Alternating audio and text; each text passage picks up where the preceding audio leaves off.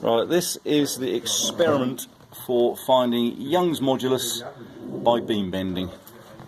And this is what the page you want looks like, the one in the lab book. Okay, so this is the equipment, our load frame here. Okay, that's the key equipment that you require. Focus in the middle here where we've got the supports at both ends. It's a simply supported beam, you'll see, with a weight hanging in the middle, and next to the weight is a gauge that will measure deflection.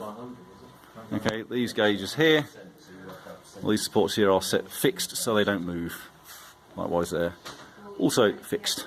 So that gauge there and that gauge there are not relevant. The only relevant gauge is this one here, which has been set to 0 as there are no loads on there.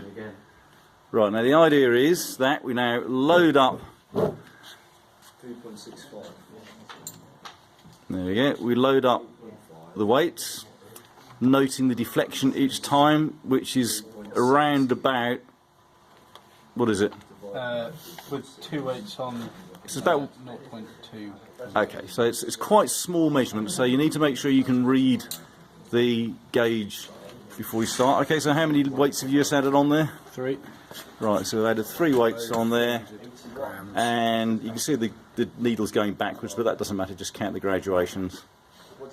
And don't forget to work out what your graduations are. Basically, as it moves from 0 to 90, that's a movement of 1 millimetre. So each one of those graduations is 0.1 of a millimetre, which is actually what it says on the dial there. So that's all nice and neat and tidy. Okay, so what you do is you load that up, measure the deflection, get about a kilogram on there.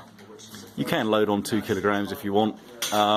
And then follow the instructions in the brief, which show you how to process those results.